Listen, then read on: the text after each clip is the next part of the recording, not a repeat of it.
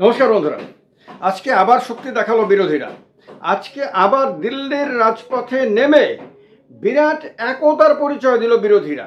যে একতা নষ্ট হয়ে গেছে, তারা মানে খণ্ড বিখণ্ড হয়ে গেছে, তারা এবড়ো খেবড়ো হয়ে গেছে, তাদের মধ্যে আর কোনো মিল নাই। আম আদমি পার্টি আলাদা হয়ে গেছে, টিএমসি আলাদা হয়ে গেছে। এবার শুধুমাত্র কয়েকটা ছোটোখাটো দলকে নিয়ে কংগ্রেস ইন্ডিয়া অ্যালায়েন্সের কথা বলছে। এই রকম যে ধারণা প্রচার করে দেওয়া হয়েছিল, আজকে সেই ধারণাকে ধূলিসাৎ করে দিয়েছে। দিল্লির রাজপথ আজকে সাক্ষী হয়েছে যে কিভাবে একেবারেই ঐক্যবদ্ধ একটা বিরোধী শক্তি ভারতবর্ষের রাজনীতিতে শাসক জোটের সামনে, এনডিএ জোটের সামনে রুখে দাঁড়িয়েছে। নির্বাচন কমিশনের যে এতদিন ধরে যে মনমানি, যা খুশি তা করা, সেই যা খুশি তা করার সামনে এসে দাঁড়িয়েছে এবং পরিস্থিতিকে এমনটা করে দিয়েছে যে আজকে মানে বলে না, কথায় বলে না যে খারাপ সময় এলে বুদ্ধি ভ্রান্ত হয়, বুদ্ধি নষ্ট হয়। তো সেই রকমটাই আজকে সরকারের পক্ষে দেখা গেছে যে পার্লামেন্ট ভবন থেকে বিরোধীরা ৩০০-র মতন সাংসদ, ভাবতে পারেন। এর মধ্যে কংগ্রেস তো ছিল, সমাজবাদী পার্টি তো ছিল, আরজেডি তো ছিলই, সবচেয়ে বেশি গুরুত্বপূর্ণ আম আদমি পার্টি ছিল এবং তৃণমূল কংগ্রেস ছিল। এরা সবাই মিলে মার্চ করে ইলেকশন কমিশনের দিকে যাচ্ছিল। এদেরকে সরকার যদি একদম মানে ভালোভাবে যদি যেতে দিত, তাহলে হয়তো তত বড় সংবাদ হতো না, ততটা গুরুত্ব পেত না। যেটা পাচ্ছে তারা মাঝপথে তাদেরকে আটকে দেওয়ার ফলে, শুধু আটকে দিয়েছে তা না, কিন্তু রাহুল গান্ধী, প্রিয়াঙ্কা গান্ধী সমেত বিরোধীদের অনেকজন গুরুত্বপূর্ণ সাংসদকে, নেতাকে গ্রেপ্তার করে গাড়িতে তুলেছে। এই যে গাড়িতে তুলে তাদেরকে যে ডিটেইন করা, থানাতে নিয়ে যাওয়া, এটার ফলে কি হয়েছে, এই সংবাদের গুরুত্ব বহু গুণ বেড়ে গেছে এবং বিরোধীরা মারাত্মকভাবে লাইমলাইটে চলে এসেছে। এবং এই ক্ষেত্রে এখন সরকার বা এনডিএ সরকার অনেকটা ভিলেনের মতন হয়ে গেছে। প্রথম দিকে আমি আপনাদেরকে বলেছিলাম, বাংলা ভাষা ইস্যুতে বিজেপি পশ্চিমবঙ্গে ভিলেনের মতন হয়ে গেছে। এবার এসআইআর ইস্যুতে বিজেপি অনেকটা সর্বভারতীয় ক্ষেত্রে নিজেকে ভিলেন রূপে আপনার তুলে ধরেছে, যেটা বিজেপি ইচ্ছে করলে এড়াতে পারতো যদি আজকে খুব স্মুথলি বিরোধীদের মার্চকে হতে দিত এবং প্রয়োজনে তারা ইলেকশন কমিশনে গিয়ে যা বলার বলতো টলতো। এটা একটা সাধারণ সংবাদের মধ্যেই আপনার সীমাবদ্ধ থেকে যেত।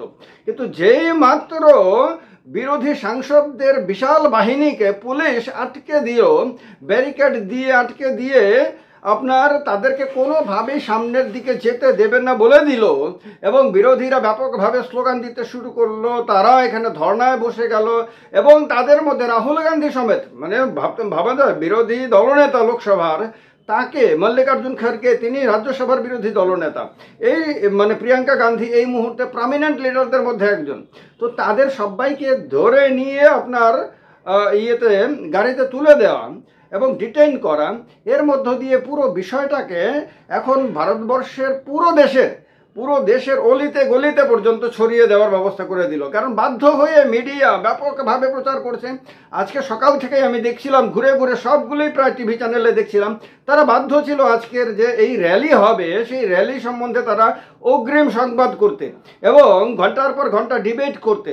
এরপরে যখন আপনার মার্চ শুরু হলো, তারপর থেকে লাইভ টেলিকাস্ট করতে শুরু করলো সেই সমস্ত টিভি চ্যানেলগুলো পর্যন্ত, যে চ্যানেলগুলো এতদিন পর্যন্ত বিরোধীদেরকে পাত্তা দিত না। তো তার মানে কি, তার মানে বিরোধীদের কাছকে অনেকটা আপনার লাইমলাইটে নিয়ে এলো শাসক জোট, যেটা তারা মানে চায়নি, তাদের মন থেকে তারা চায়নি। তারা চেয়েছিল এসআইআর ইস্যুটা কোনোভাবে আপনার সময়ের সঙ্গে সময়ে যেটা হয় আর কি, যে এক একটা ইস্যু মরে যায়, এরকমভাবে এসআইআর ইস্যুটাও ধীরে ধীরে প্রাণ হারিয়ে দম হারিয়ে মরে যাক। কিন্তু তাদের যে অ্যাকশান, তাদের ভুল অ্যাকশানের কারণে তারা যা চেয়েছে ঠিক তার উল্টোটা হয়েছে। এসআইআর এখন ভারতবর্ষের প্রত্যেকটা ঘরের মানুষের কাছে গুরুত্বপূর্ণ ইস্যু হয়ে দাঁড়িয়েছে। আমি দেখছি যেখানে আলোচনা হচ্ছে, সোশ্যাল মিডিয়া থেকে শুরু করে সাধারণভাবে মানুষের আড্ডাতে পর্যন্ত, যেখানে আলোচনা হচ্ছে, আলোচনা ঘুরে ফিরে এসআইআর চলে আসছে।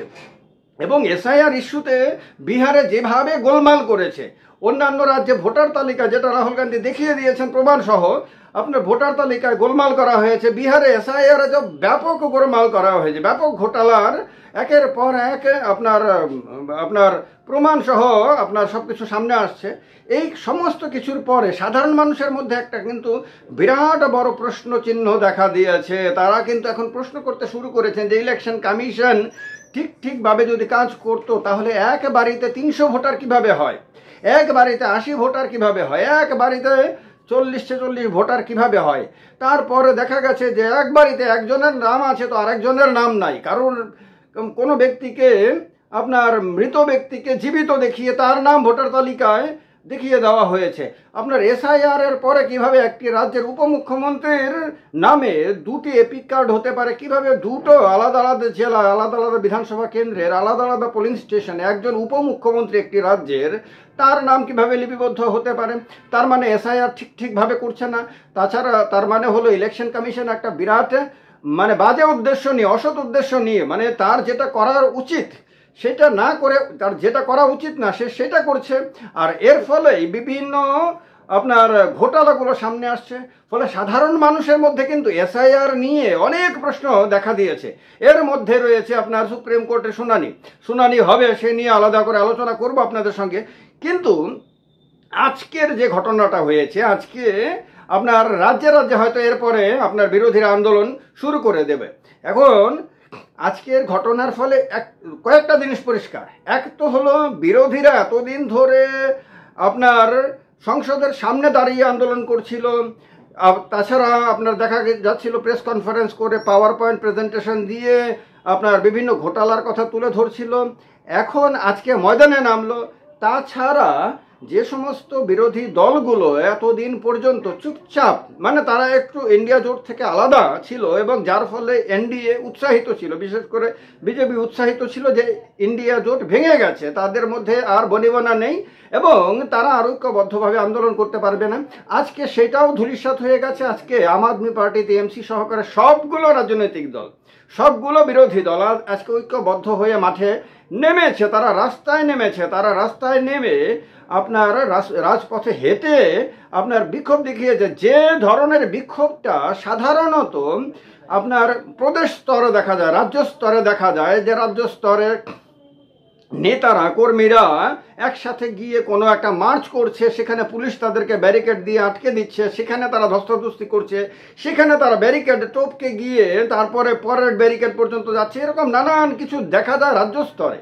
এবার সর্বভারতীয় স্তরে সেটা দেখিয়ে রাহুল গান্ধী কিন্তু মানুষের মন জয় করে ফেলেছেন। আজকে রাহুল গান্ধীর ভূমিকা বারবার দেখা গেছে। রাহুল গান্ধী এখানে শুধুমাত্র লিডারের না, তিনি অর্গানাইজারের ভূমিকা।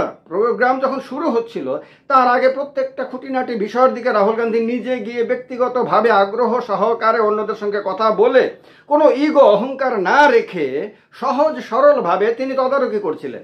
যখন আন্দোলন শুরু হলো দেখা গেল তিনি সবার সামনে আন্দোলনের নেতৃত্ব দিচ্ছেন। তাকে দেখা গেছে আম আদমি পার্টির সঞ্জয় সিংয়ের সঙ্গেও বন্ধুত্বপূর্ণভাবে কথা বলতে।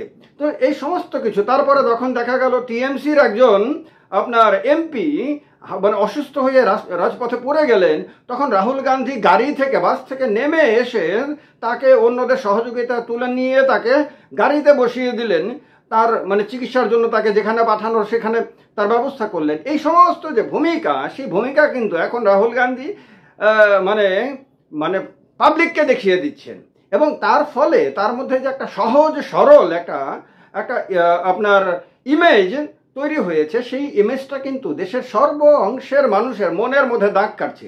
তো একদিকে নরেন্দ্র মোদীর জনপ্রিয়তা দিন দিন হু হু করে কমছে, রাহুল গান্ধীর জনপ্রিয়তা হু হু করে বাড়ছে। ফলে একদিকে নরেন্দ্র মোদীর গ্রাফ নামছে, আরেকদিকে রাহুল গান্ধীর গ্রাফ বাড়ছে। এটাই এতদিন ধরে ইন্ডিয়া জোটের জন্য দরকার ছিল। ইন্ডিয়া জোটের কাছে এমন একজন নেতার দরকার ছিল যে নেতার জনপ্রিয়তা দিন দিন বাড়তে থাকবে, যে নেতা সবাইকে আগলে রাখতে পারবে, যে নেতা সহজ সরলভাবে সবার সঙ্গে মিশতে পারবে, যে নেতার বক্তব্যের মধ্যে আপনার মানে ধার থাকবে এবং যিনি সাহসের সঙ্গে কথা বলতে পারবেন। ও সব কিছু কিন্তু ধীরে ধীরে রাহুল গান্ধীর মধ্যে দেখা যেতে শুরু করেছে এবং এই সমস্ত কিছু কিন্তু শুধুমাত্র বিজেপির ভুল নীতির জন্য হচ্ছে। বিজেপি যেভাবে রাহুল গান্ধীকে ব্যক্তিগত আক্রমণ করে এসেছে দীর্ঘদিন ধরে, সেই ব্যক্তিগত আক্রমণটাই রাহুল গান্ধীর ভেতরে আপনার কাজ করেছে এবং তিনি বুঝতে পেরেছেন যে এই অবস্থায় যদি তিনি ঘুরে না দাঁড়ান তাহলে তাকে রাজনীতি থেকে ধীরে ধীরে ধীরে ধীরে আপনার লজ্জাজনকভাবে বিদায় নিতে হবে। ফলে তিনি নিজেকে মানে কি বলবো ঘষা মাজা করে এমনভাবে তৈরি করেছেন যে আজকে বিজেপির সামনে সবচেয়ে বড় চ্যালেঞ্জ হয়ে দাঁড়িয়েছেন রাহুল গান্ধী। এবং ইন্ডিয়া জোট এতদিন যে যাকে বিক্ষিপ্ত বলে মনে হয়েছিল সেই ইন্ডিয়া জোটকে তিনি ঐক্যবদ্ধ করেছেন।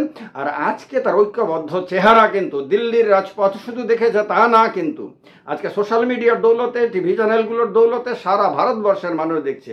তার প্রভাব আগামী দিনের জাতীয় রাজনীতিতে পড়তে চলেছে, তার গ্যারান্টি দিয়ে বলা যায়। নিঃসন্দেহে আপনারা আগামী দিনে তা দেখবেন। আমার মনে হয় আমার এই বক্তব্যের সঙ্গে আপনারা একমত হবেন। তার কারণে একটা লাইক করে দিয়ে শেয়ার করে দেবেন চ্যানেলটাকে, ভিডিওটাকেও। ভালো থাকবেন, সঙ্গে থাকবেন। জয় হিন্দ, বন্দে মাতরম।